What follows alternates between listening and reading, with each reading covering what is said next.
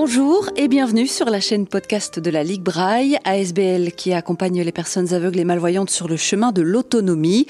Ce podcast est consacré au rapport d'activité 2024 de la Ligue Braille, rapport que vous trouverez sur notre site www.braille.be. En 2024, la Ligue Braille a accompagné 16 096 personnes aveugles et malvoyantes dans toute la Belgique. Certaines ont fréquenté nos activités culturelles, d'autres ont emprunté des jeux ou des livres à la bibliothèque, suivi des cours de cuisine, une formation professionnelle, ont demandé une transcription en braille, appris à se déplacer avec une canne blanche, utilisé un smartphone ou encore ont réorienté leur carrière. Et le point commun de ces 16 096 membres, c'est qu'ils ont tous un jour poussé la porte de la Ligue Braille et ont été accueillis par le service social. Pour nous présenter ce service aujourd'hui, Sarah Évrard et Théodore Savino. Merci à tous les deux d'avoir accepté de venir nous parler de votre métier. On va d'abord faire les présentations. Qui êtes-vous, Sarah et Théodore, et en quoi consiste votre métier d'assistant social à la Ligue Braille ? Bonjour. Donc effectivement, moi je m'appelle Théodore Savino, je suis assistant social à la Ligue Braille depuis maintenant un petit peu plus de 5 ans et demi. Moi c'est Sarah Évrard, je suis assistante sociale à la Ligue Braille en Wallonie, dans la région du Hainaut oriental et de la province de Namur également, et je suis là depuis presque 3 ans. Et vous faites quoi concrètement ? C'est une bonne question, effectivement. On a plusieurs casquettes à la Ligue Braille. Donc, tout d'abord, on est la première personne que les gens rencontrent quand ils veulent s'inscrire à la Ligue Braille. Et on est en charge de la création du dossier, du pré-dossier et du dossier informatique de la personne et de la vérification des conditions d'inscription quand la personne souhaite s'inscrire à la Ligue Braille. Et ensuite, on a également évidemment un rôle d'assistant social et de relais, dans le sens qu'une fois qu'on rencontre les personnes lors du premier entretien, qu'on propose dès qu'elles sont inscrites, on va à la fois les orienter vers les services internes et externes de la Ligue Braille qui peuvent les aider à répondre à leurs besoins et leurs demandes. Et de notre côté, en tant qu'assistant social, on va s'occuper plus des demandes sociales, comme l'inscription auprès des différents fonds régionaux, les demandes de reconnaissance du handicap et les différentes demandes sociales qui peuvent émerger de l'entretien. Ok. Les conditions, tu parlais de conditions, c'est quoi ? Oui. Alors, les conditions d'inscription à la Ligue Braille, en fait, il faut avoir minimum 30% de handicap visuel selon le barème officiel belge d'invalidité. Et donc, en fait, pour pouvoir calculer ce pourcentage de handicap visuel, on demande aux personnes de compléter ce qu'on appelle un certificat médical oculaire. Donc, on a un modèle type qu'on donne aux personnes. Et sur base de certificat, nous, on peut calculer ce pourcentage. Il y a plein de conditions, plein de manières de calculer ce pourcentage. Je ne vais pas rentrer dans les détails, mais donc il faut avoir un minimum 30% de handicap visuel pour pouvoir être inscrit à la Ligue Braille. Et avoir droit aux différents services qui sont proposés, c'est ça ? Tout à fait, effectivement. Est-ce qu'il faut amener des documents ? Donc à part ce certificat médical qui est, j'imagine, fait par un médecin ? L'ophtalmologue, c'est l'ophtalmo qui le complète pour que ça soit assez précis. En termes d'autres documents, dans un premier temps, c'est le seul document qui est nécessaire. Après, il ne sert pas que à l'inscription à la Ligue Braille, donc c'est important de l'avoir parce que ça va nous permettre de pouvoir inscrire la personne donc aux fonds régionaux plutôt, pour la demande d'handicap, de reconnaissance d'handicap, etc. Donc c'est super important de l'avoir et qu'il soit complété assez précisément, même si ça peut paraître compliqué dans un premier temps. Voilà. Sinon, en termes d'autres documents, pour moi, il n'y a pas besoin de grand-chose. On fait au fur et à mesure avec la personne. S'il y a besoin, on demande, on fait avec elle les démarches. Donc, c'est vraiment le seul document nécessaire pour commencer le suivi. Et quand les personnes arrivent à la Ligue Braille, sont inscrites par vos services, elles ont besoin de quoi ? Qu'est-ce qu'on vous demande le plus souvent ?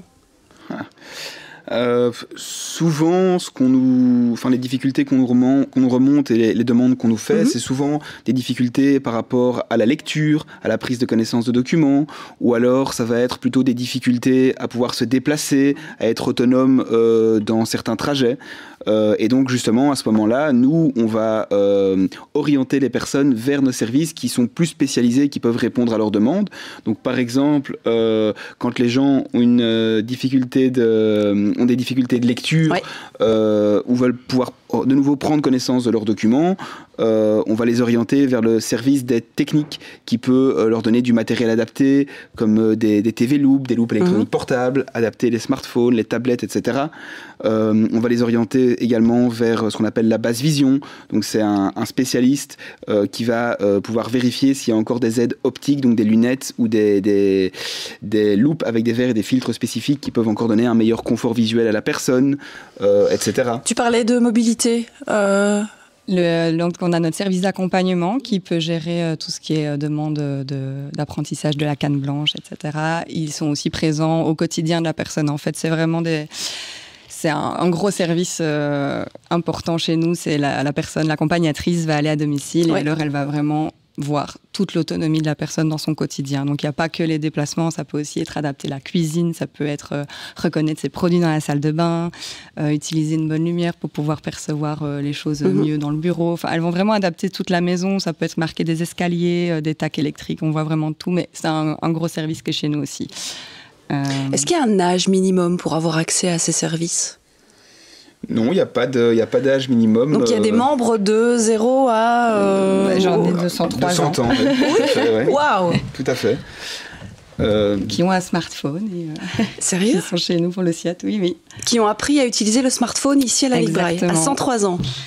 Wow. Peut-être pas 103, mais je sais qu'il y en a dans les 98 ans qui sont suivis par notre service d'aide technique, oui. Comment ça se passe quand on veut vous joindre ? Est-ce qu'on vient vous voir ? Est-ce qu'on vous appelle ? On vous envoie un mail ? Ça marche comment ?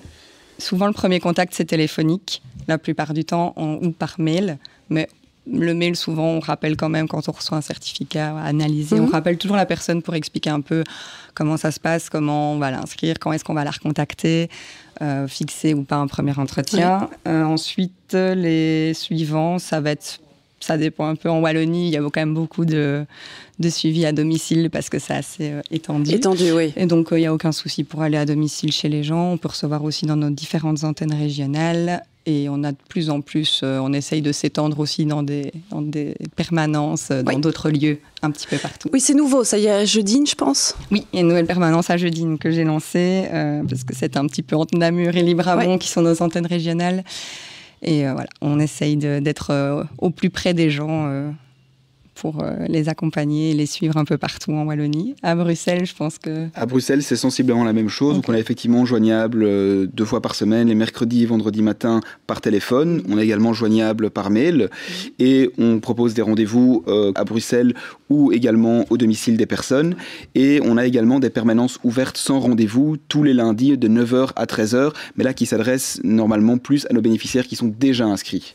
D'accord. Et qui ont donc des demandes supplémentaires ou ce sont des suivis, c'est ça ? Voilà, là, les permanences ouvertes ont plutôt pour but de pouvoir permettre aux bénéficiaires de rencontrer rapidement un assistant social pour des petites démarches, pour pouvoir répondre à des questions, prendre connaissance de documents, etc. Et pour des rendez-vous plus conséquents ou des demandes plus précises, à ce moment-là, on prend rendez-vous avec la personne, que ce soit à la Ligue Braille ou à son domicile ou son lieu de vie. Et qu'est-ce qu'on peut vous demander d'autre ? Quelques exemples ? Par exemple, ça peut être pour tout ce qui est carte de stationnement, carte de gratuité de transport en commun, tout ce qui est reconnaissance handicap, on en a déjà parlé, mais ça, je pense qu'on a un service social qui est général. Notre porte d'entrée, c'est la déficience visuelle, mais après, on a un service social assez complet et on va vraiment prendre en charge la personne de A à Z, du début à la fin. Avec les particularités régionales, j'imagine, qui ne sont pas les mêmes. Oui, on ne travaille pas avec les mêmes services, effectivement, je pense. Ouais, tout à fait. Moi, en Wallonie, ça va être plutôt tout ce qui est AVIC, le service social... le SPFSS. Okay. Donc, si on travaille avec le SPF à Bruxelles, puisque c'est un organisme fédéral, mais effectivement au niveau bruxellois, on travaillait et on travaille encore un petit peu avec le phare, mais maintenant ça a été encore changé, donc on travaillait beaucoup avec les mutuelles, notamment pour tout ce qui est intervention financière pour l'achat de matériel adapté. Et pour compléter un petit peu les demandes qu'on nous fait également, ça dépend un peu des situations. On peut aussi aider les gens, par exemple, à s'inscrire auprès de services de logements sociaux. On peut aider les gens à obtenir des titres de séjour, en tout cas les orienter vers des services qui sont spécialisés plutôt dans ces questions-là. On a parfois des gens qui viennent avec des difficultés financières et donc on les aide à mettre en place un plan de paiement ou à contacter les différents services avec lesquels ils sont en interaction. Voilà, c'est vraiment assez large en fait. Se former, travailler aussi ? Oui, tout à fait, effectivement. Les gens viennent aussi avec ces questions et ces demandes. Et donc, on a effectivement des gens qui souhaitent pouvoir continuer à travailler ou trouver un emploi qui est adapté. Et à ce moment-là, nous, on va les orienter vers notre service d'insertion professionnelle où il y a des collègues qui sont job coach et qui vont accompagner les gens pour l'obtention, évidemment, de toutes les aides pour l'employeur, mais également pour la mise en place du matériel adapté pour l'adaptation du poste de travail.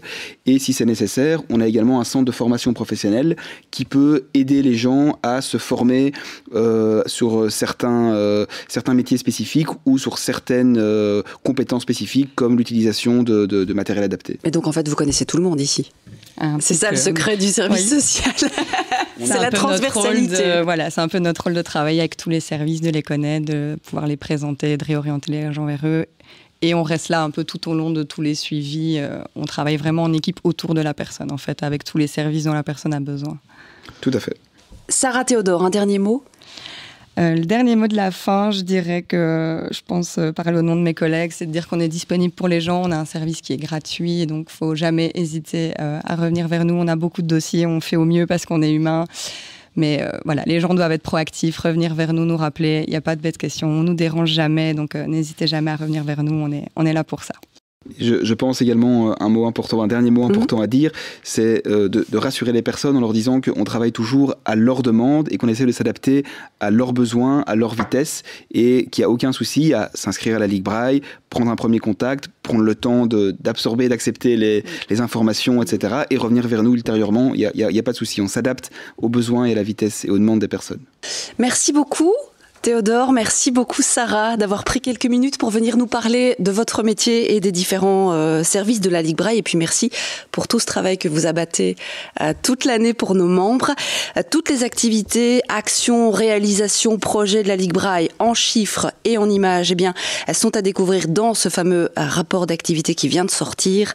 Un rapport que vous trouverez sur notre site www.braille.be, un site sur lequel vous trouverez aussi évidemment tous les numéros de téléphone et tous les mails dont Sarah et Théodore nous ont parlé.